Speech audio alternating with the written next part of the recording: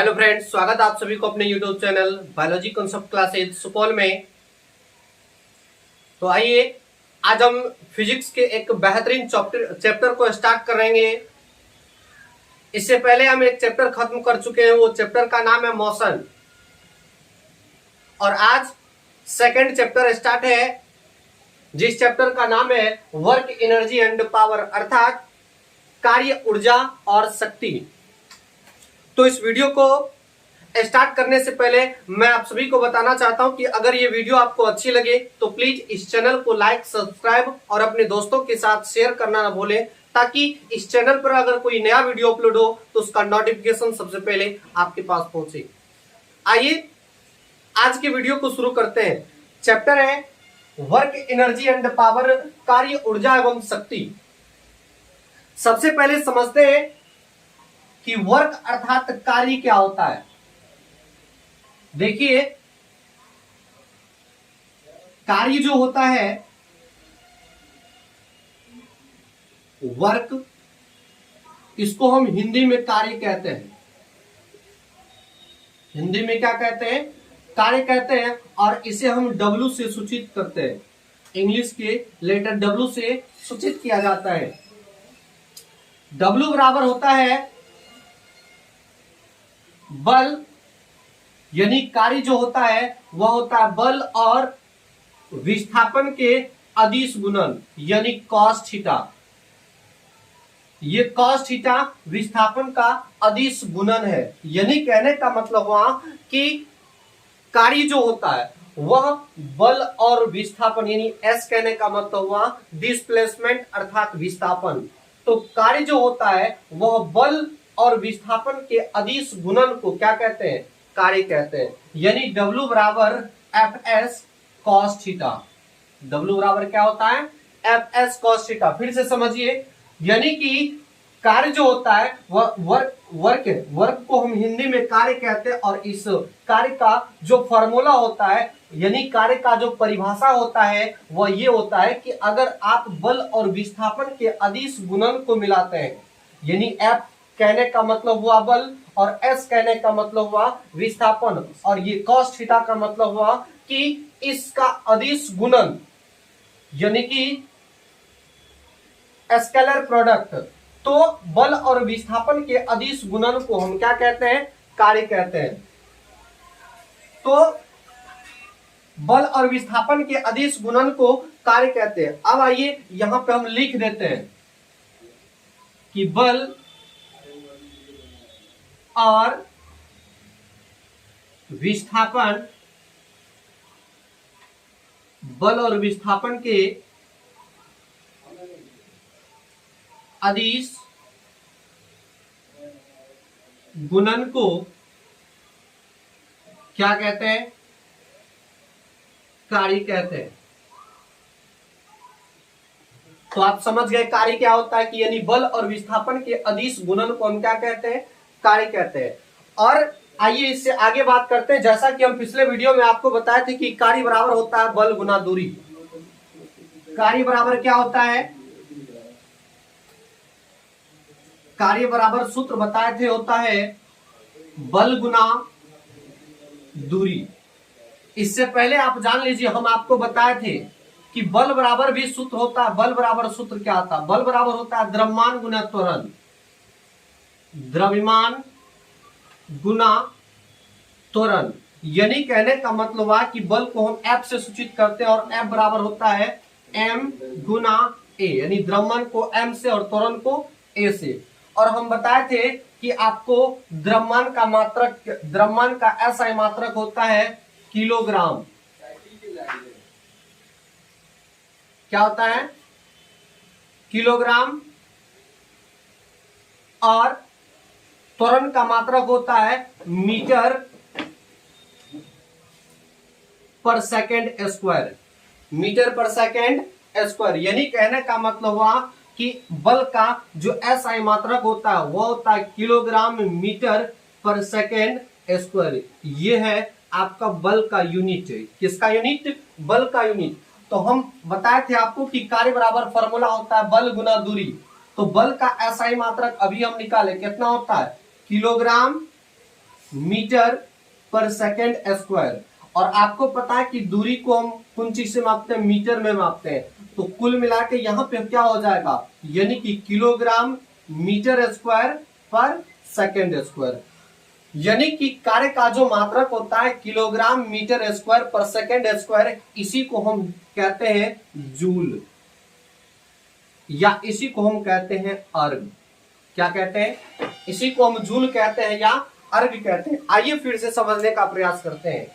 यानी कि हम आपको बताए थे पिछले वीडियो में कि कार्य बराबर फॉर्मूला था बल गुना दूरी, और बल बराबर यानी F बराबर फॉर्मूला होता है ma द्रव्यमान गुना त्वरण, और त्वरण द्रव्यमान को हम m से सूचित करते हैं और त्वरण को a से। तो इसलिए कुल मिला के द्रव्यमान का SI मात्रक जो होता है वह किलोग्राम होता है, और त्वरण का SI मात्रक होता है मीटर पर सेकेंड स्क्वायर। तो अगर दोनों को कैलकुलेशन करेंगे तो ये दोनों मिला के हो जाएगा आपको किलोग्राम मीटर पर सेकेंड स्क्वायर। किसका यूनिट हो गया, ये बल का। तो बल का यूनिट यहाँ पे रख देंगे किलोग्राम मीटर पर सेकेंड स्क्वायर, दूरी का मीटर। तो कुल मिला के यहाँ पे कितना हो जाएगा, कार्य का जो SI मात्रक निकल के आया, क्या निकल के आया, किलोग्राम मीटर स्क्वायर पर सेकेंड स्क्वायर, और इसी को हम जूल कहते हैं या अर्ग कहते हैं। तो आप जान गए कि कार्य का जो SI मात्रक होता है, कार्य का SI मात्रक वो क्या होता है, जूल होता है। कार्य का SI मात्रक जूल होता है, और सीजीएस मात्रक अर्ग होता है। यानी कार्य का दो मात्रक होता है, एक जूल और एक अर्ग। यानी कार्य का SI मात्रक जूल और कार्य का SI सीजीएस मात्रक क्या होता है, अर्ग होता है। यहां तक समझने में कोई दिक्कत? तो आप समझ गए कि कार्य का SI मात्रक होता है जूल और कार्य का सीजीएस मात्रक होता है अर्ग। अब आइए आगे समझने का प्रयास करते हैं। आगे समझते हैं। देखिए हम बताया भी कि कार्य का दो मात्रक होता है, एक होता है कि SI मात्रक जूल होता है और सीजीएस मात्रक क्या होता है, अर्ग होता है। अब आइए समझते हैं कि एक जूल बराबर होता है 10⁻⁷ अर्ग। यानी कहने का मतलब हुआ कि अगर 10⁻⁷ अर्ग यानी 10⁻7 अर्ग को मिलाएंगे तो वह किसके बराबर होगा, एक जूल के बराबर होगा। यानी कहने का मतलब हुआ कि अगर 10⁻7 अर्ग को मिलाएंगे तो कितने के बराबर होगा, एक जूल के बराबर। यह यूनिट हमेशा बड़ा होता है और यह यूनिट हमेशा क्या होता है, छोटा होता है। यानी कि ये बड़ा यूनिट है और ये छोटा यूनिट है। अगर समझिए 10⁻7 अर्ग को मिलाएंगे तो एक जूल के बराबर होगा। तो 10⁻7 अर्ग कहने का मतलब क्या कि 1 पर 7 गो जीरो,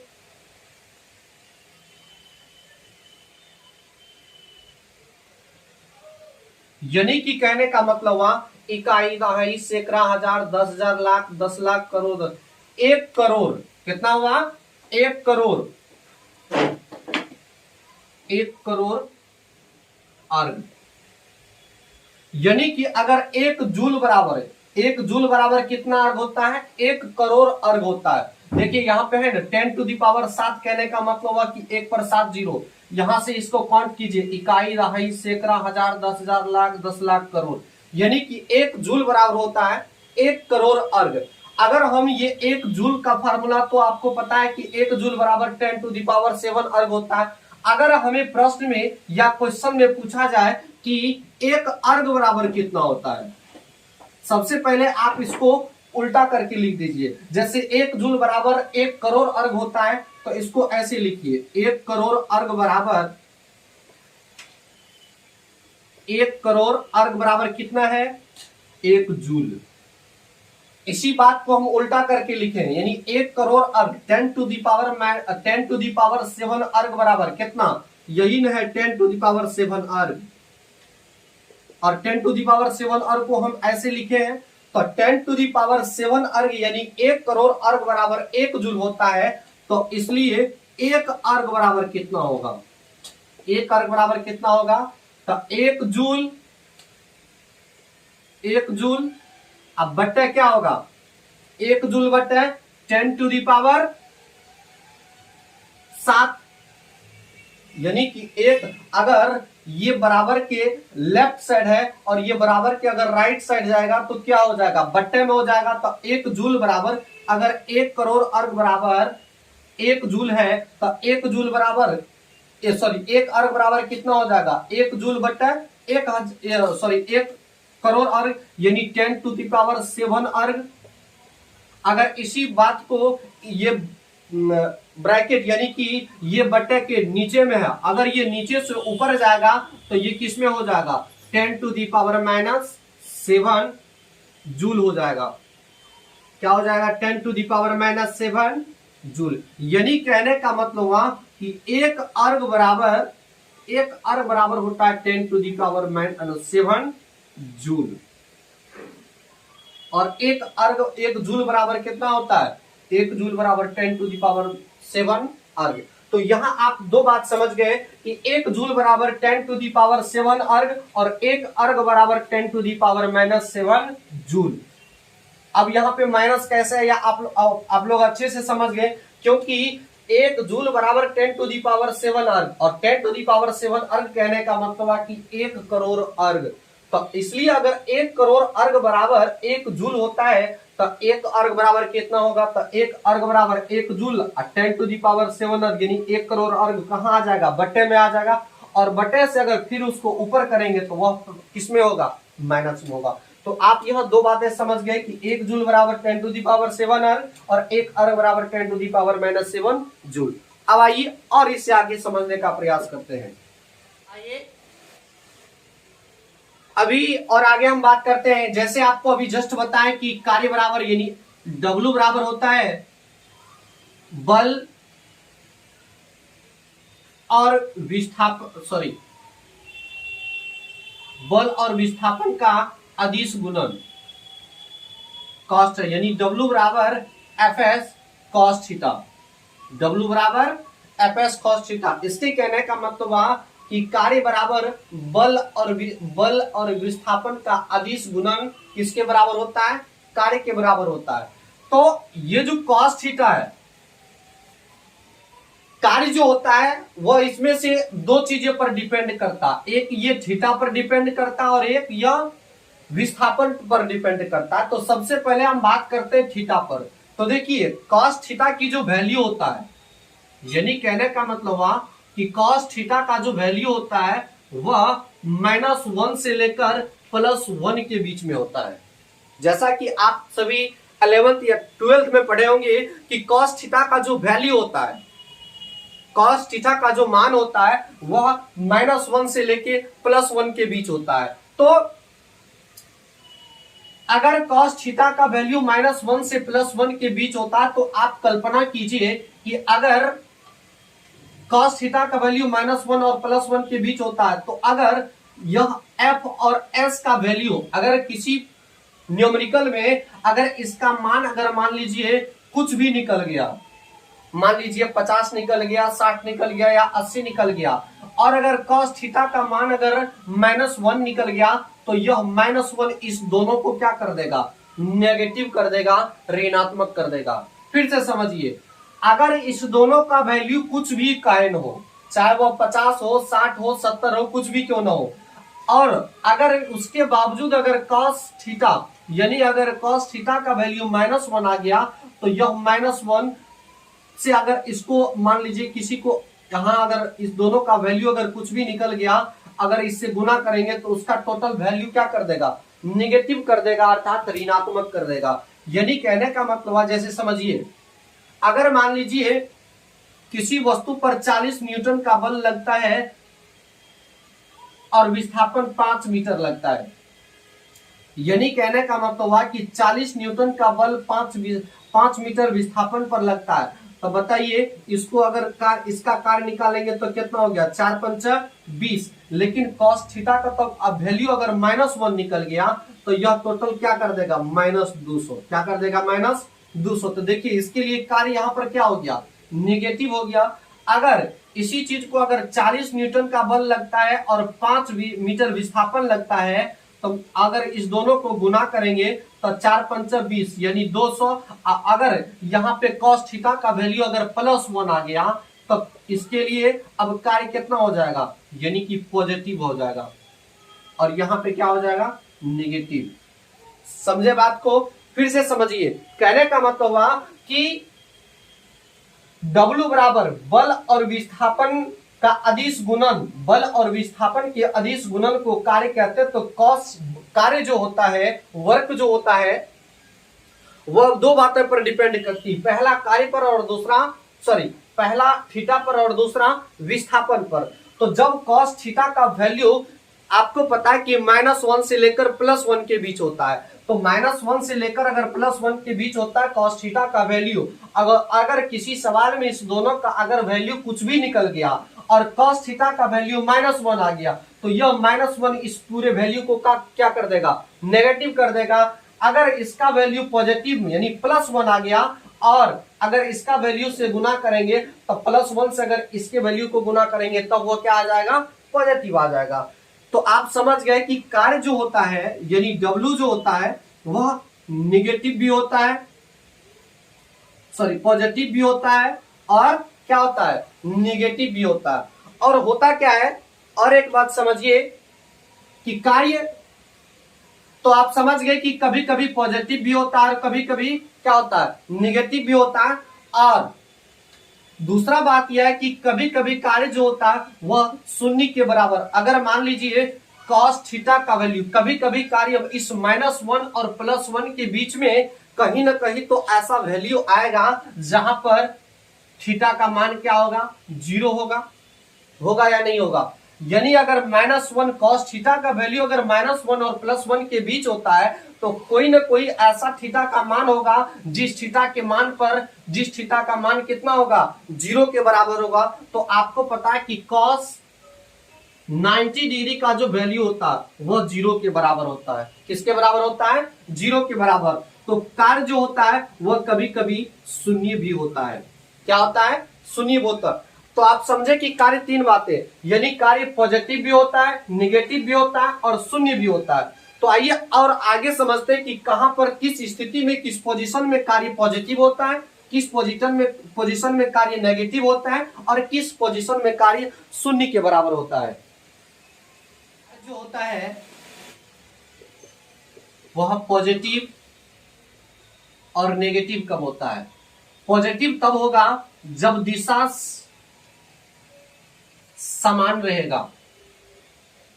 दिशा क्या रहेगा, समान रहेगा। जैसे समझिए अगर किसी वस्तु को हम धकेल रहे हैं, किसी वस्तु को क्या कर रहे हैं, फोर्स कर रहे हैं, तो फोर्स करने का डायरेक्शन और बल लगने के बाद जो विस्थापन होता है उसका डायरेक्शन अगर बराबर है, तो यानी कहने का मतलब हुआ कि अगर डायरेक्शन सेम है, दिशा अगर सेम है, तो उस स्थिति में कार्य क्या होगा, पॉजिटिव होगा, यानी कि धनात्मक होगा।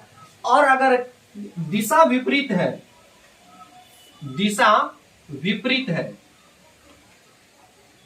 उस स्थिति में क्या होता है, कार्य निगेटिव होता है। जैसे मान लीजिए कि अभी अगर आप रनिंग करते हैं, रनिंग करने के दरमियान में आपका डायरेक्शन आगे जाता है, लेकिन आपके पैर में जो घर्षण बल लगता है वह घर्षण क्या करता है, पीछे की ओर धकेलता है, यानी घर्षण बल पीछे काम करता है। यानी कि आपके पैर में जो घर्षण के विरुद्ध काम हो रहा है, घर्षण के विरुद्ध किया गया कार्य क्या होता है, घर्षण के विरुद्ध किया गया कार्य क्या होता है, निगेटिव होता है। यानी कहने का मतलब हुआ कि बहुत सारे ऐसी वस्तु होते हैं जिससे आप काम करते हैं पॉजिटिव, लेकिन उसका काम क्या होता है, निगेटिव। जैसे इस मार्कर को देखिए, इस मार्कर को हम अगर पॉजिटिव ऐसे करके दबाते हैं तो यह वर्ग कहां करता है, पीछे काम करता है। अगर इसको पॉजिटिव दबाते हैं तो यह काम क्या करता है, नेगेटिव करता है। तो उसी तरह अगर दिशा अगर विपरीत होता है तो दिशा विपरीत होने के समय में कार्य क्या होता है, निगेटिव होता है,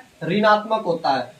और पॉजिटिव कब होता है, जब दिशा समान रहेगा। तो आप दो बात समझ गए कि कार्य पॉजिटिव और निगेटिव कब होता है, जब दिशा समान होगा तो कार्य पॉजिटिव होगा, और जब दिशा विपरीत होगा, यानी कि अगर दिशा विपरीत होगा, एक दूसरे के उल्टा होगा, तो उस स्थिति में कार्य क्या होगा, नेगेटिव होगा। अब आइए समझते हैं कि शून्य कहां क्या होता है। शून्य क्या होता है, देखिए कार्य शून्य जो होता है वो उसके लिए पहला कंडीशन है कि विस्थापन अगर शून्य होगा, विस्थापन अगर शून्य होता है तो उस स्थिति में कार्य शून्य होता है। यानी कि कार्य जो शून्य होता है, कार्य जो शून्य होता है उसके लिए पहला कंडीशन है कि अगर विस्थापन शून्य होता है, डिस्प्लेसमेंट हम आपको बता चुके हैं कि विस्थापन क्या होता है पिछले वीडियो में, आप जाके अगर नहीं देखे तो डिस्क्रिप्शन में लिंक पर आवाज आप उस पर जाके देख सकते हैं। तो कार्य जो होता है वह विस्थापन कार्य शून्य तब होता है जब उसका विस्थापन क्या होता है, शून्य होता है। तो अब बात ये आती कि विस्थापन कब शून्य होता, तो समझिए विस्थापन 4 कंडीशन में शून्य होता है। पहला कि अगर कोई वस्तु ये पथ पर वृत्तीय पथ पर विस्थापन शून्य होता है।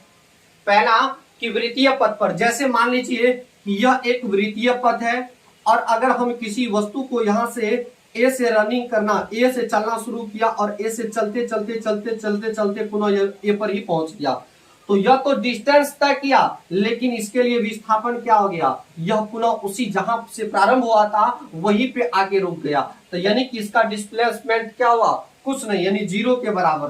तो अगर कोई वस्तु वृत्तीय पथ पर लौट जाती, वृत्तीय पथ पर रहती है तो उसके लिए विस्थापन क्या होता है, शून्य होता है। दूसरा कंडीशन कि अगर कोई वस्तु लौट जाती है, वस्तु अगर लौट जाती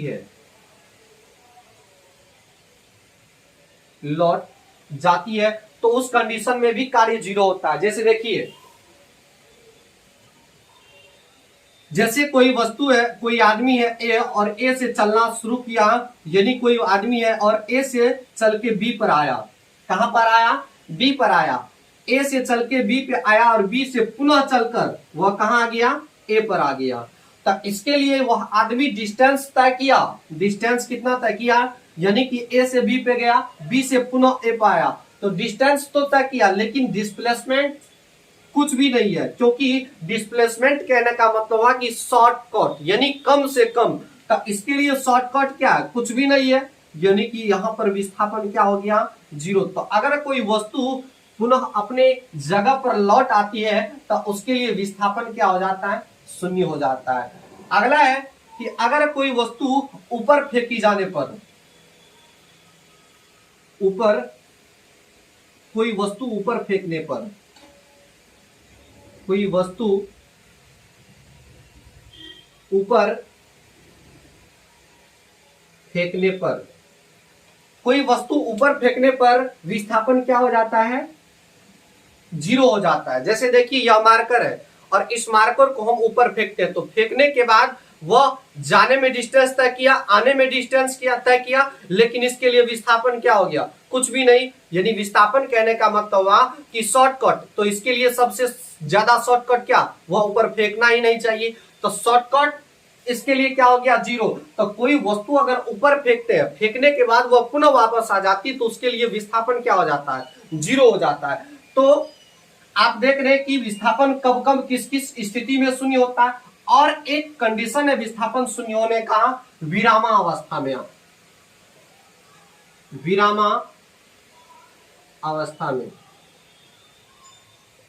विरामावस्था में जैसे मानिए यह बोर्ड, इस बोर्ड को हम दबा रहे हैं यानी धक्का दे रहे हैं, यह बोर्ड पे फोर्स कर रहे हैं, तो फोर्स करने के दरमियान में वह जो है न ही मोशन कर रहा है और न ही डिस्टेंस तय कर रहा है और न ही डिस्प्लेसमेंट। तो इस स्थिति में क्या हो जाएगा, इसके लिए विस्थापन क्या हो जाएगा, शून्य हो जाएगा, डिस्प्लेसमेंट शून्य हो जाएगा। तो आपको अभी पता चल गया कि कार्य जो होता है वह पॉजिटिव भी होता है, निगेटिव भी होता है और 0 भी होता है। तो कार्य पॉजिटिव होने के लिए आप देखिए, कार्य पॉजिटिव कब होता है, जब दिशा समान हो। कार्य नेगेटिव कब होता है, जब कोई वस्तु दिशा के विपरीत हो यानी घर्षण के विरुद्ध हो। और शून्य कब होता है, शून्य होने के लिए पहला कंडीशन है कि अगर विस्थापन, आपको हम बताए कि W बराबर बल गुना बल और विस्थापन का अदिश गुणन।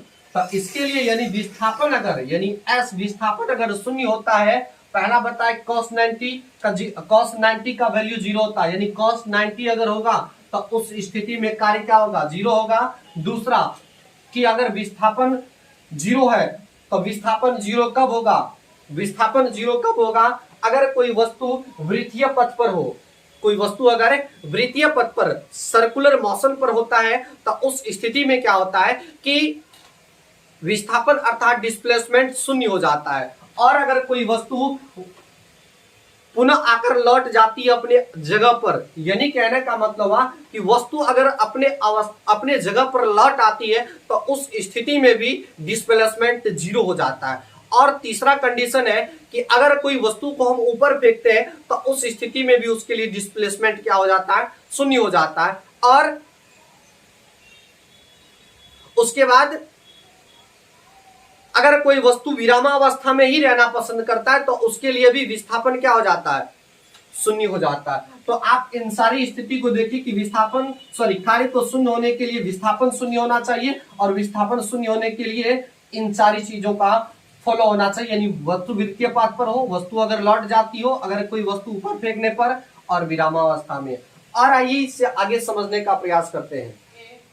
हम बताएं आपको कि cos थीटा कि कार्य शून्य कब होता है। कार्य शून्य होने के लिए सबसे पहले आपको विस्थापन शून्य होना चाहिए, और विस्थापन किस किस स्थिति में शून्य होता है आपको पता चल गया। और देखिए दूसरा कंडीशन कार्य होने के लिए, कार्य शून्य होने के लिए है कि अगर थीटा का वैल्यू यानी कोण का मान अगर 90 डिग्री होता है तो उस स्थिति में कार्य क्या होता है, शून्य हो जाता है।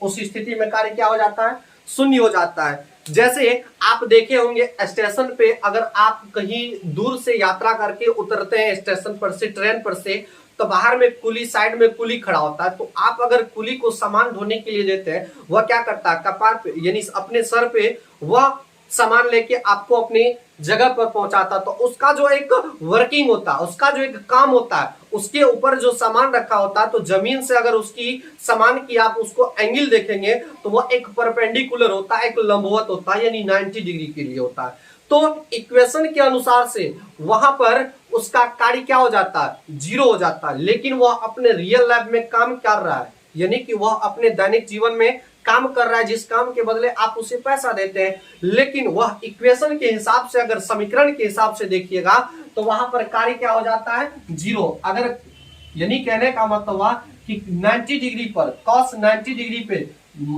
वैल्यू cos 90 का मान क्या होता है, 0। तो इसलिए अगर cos 90 का मान अगर 0 होता है तो अगर कुली अपने सर पर सामान लेकर कहीं दूसरे जगह पर पहुंचाता तो उसका जो इक्वेशन वैल्यू होता है, उसका जो समीकरण वैल्यू होता है, वह क्या हो जाता है, शून्य हो जाता है, 0 हो जाता है। तो अब यहां तक आपको समझने में कोई दिक्कत नहीं है। आइए हम आपको एक सवाल देते हैं और उस सवाल का आप लोग आंसर बताइए। जैसे सुरेश किसी काम को 10 घंटा में करता है और मुकेश उसी काम को 12 घंटा में करता है। आप बताइए कि किसका काम ज्यादा है और किसका काम कम है। यानी सुरेश किसी काम को 10 घंटा में करता है और मुकेश उसी काम को 12 घंटा में तैयार करता है। तो आप बताइए किसका ऊर्जा यानी किसका काम सबसे ज्यादा है और किसका काम कम है।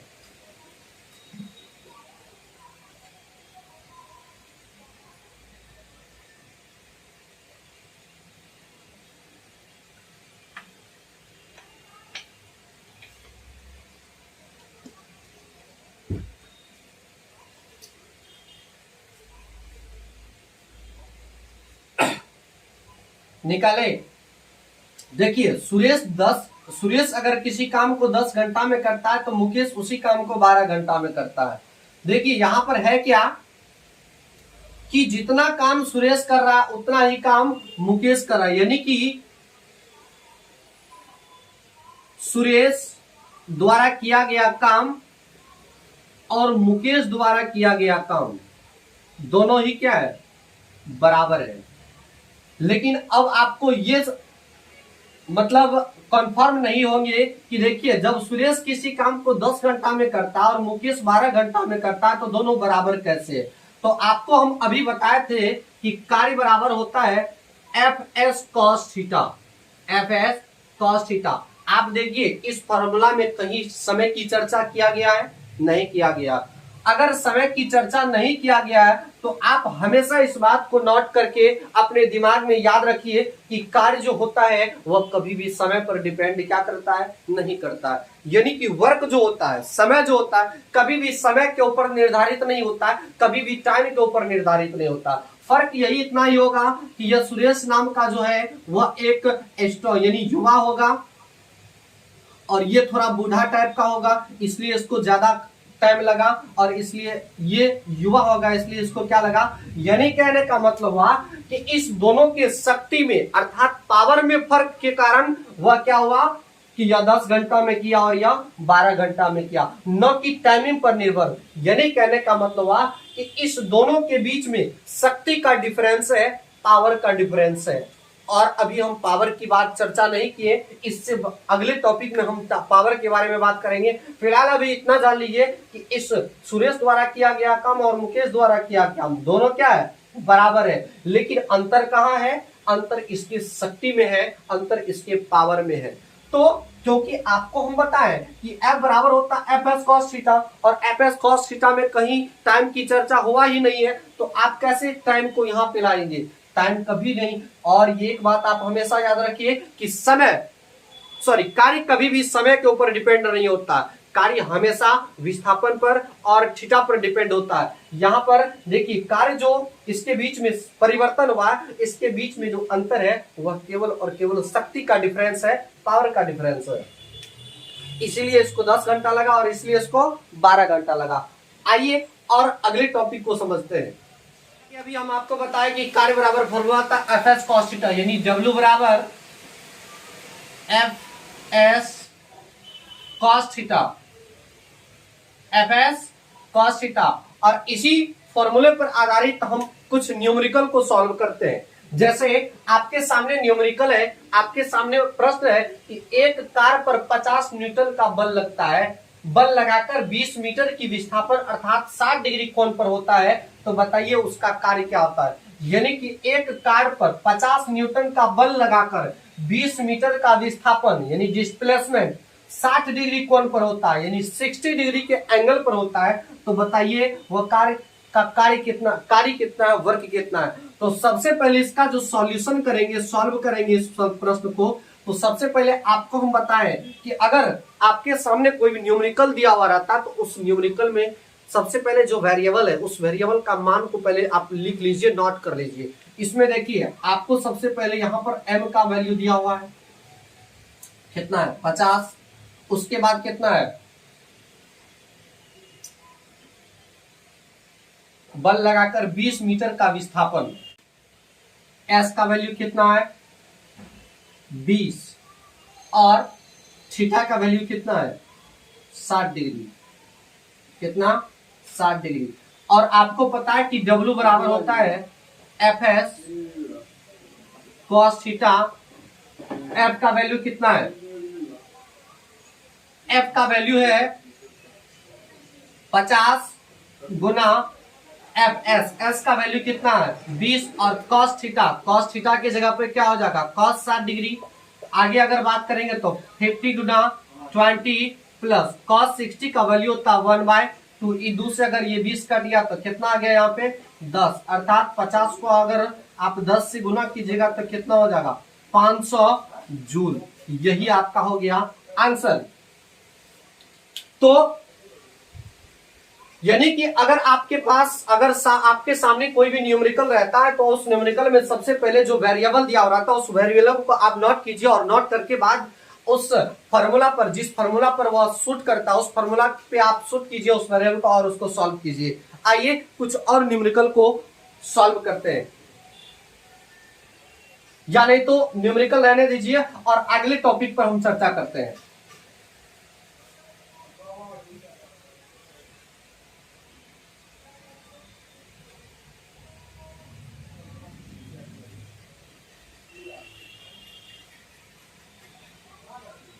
देखिए कार्य का ना दो फॉर्मूला होता है।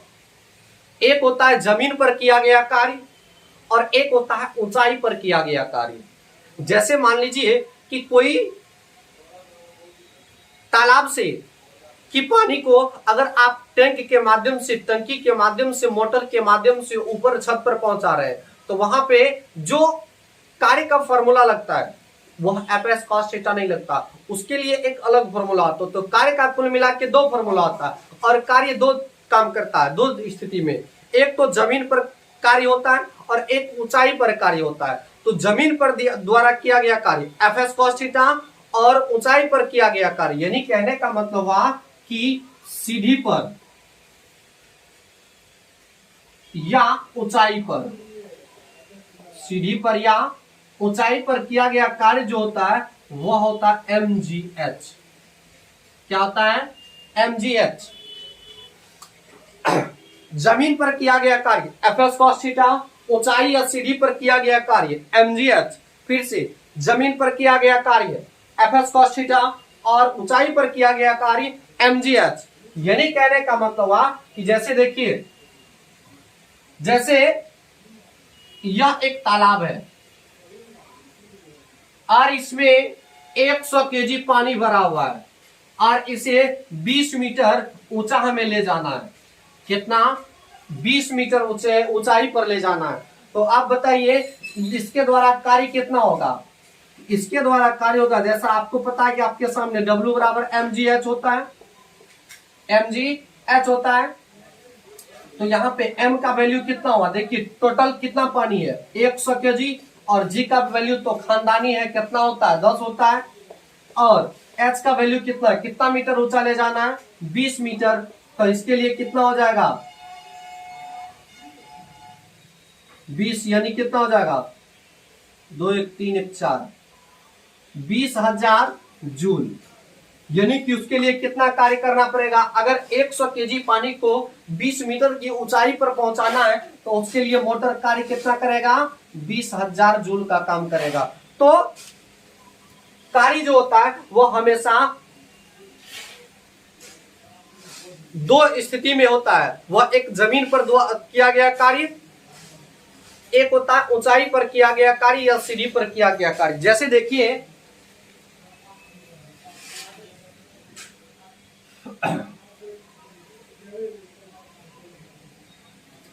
जैसे देखिए मान लीजिए यह सीढ़ी है,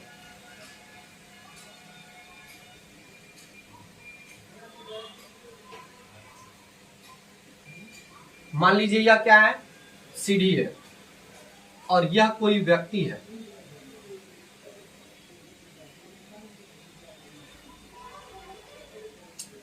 सबसे पहले आप इसमें यह बताइए कि जब यह सीढ़ी है और यह व्यक्ति ऊपर की ओर कार्य कर रहा है, तो आप बताइए कि क्या इस कंडीशन में जब वह व्यक्ति ऊपर कार्य कर रहा है, सीढ़ी पर कार्य कर रहा है, तो क्या उस स्थिति में इसके लिए कार्य कभी जीरो होगा?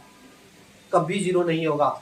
यानी कि ऊंचाई पर किया गया कार्य या सीढ़ी पर किया गया कार्य कभी जीरो क्या होता है? नहीं होता है। जीरो कब होता है? या तो cos 90 का वैल्यू अगर जीरो होगा तब जीरो होगा, या विस्थापन अगर जीरो होगा तब कार्य जीरो होगा। तो सीढ़ी पर किया गया कार्य कभी या ऊंचाई पर किया गया कार्य जीरो क्या होता है? नहीं होता है। तो इसके लिए आइए एक न्यूमेरिकल देखते हैं। न्यूमेरिकल है कि 60 केजी का सुरेश 15 सीढ़ियां चढ़ता है जिसमें प्रत्येक सीढ़ी की ऊंचाई 2 मीटर है, तो बताइए कार्य क्या होगा? यानी कहने का मतलब है कि इस सीढ़ी की जो ऊंचाई है वो कितना है? 2 मीटर है और यह टोटल कितना सीढ़ियां चढ़ता है? 15 सीढ़ियां चढ़ता है। तो सबसे पहले आपको दिया क्या है उसको आप नोट कीजिए। सबसे पहले आपको दिया हुआ m जो कि कितना है? 60 है। उसके बाद दिया हुआ आपको h कितना है? 15 सीढ़ियां है। लेकिन 15 सीढ़ियां है लेकिन प्रत्येक सीढ़ी की ऊंचाई कितना है? 2, यानी 2 से गुना कीजिए, यानी टोटल लंबाई सीढ़ियां का कितना हो गया?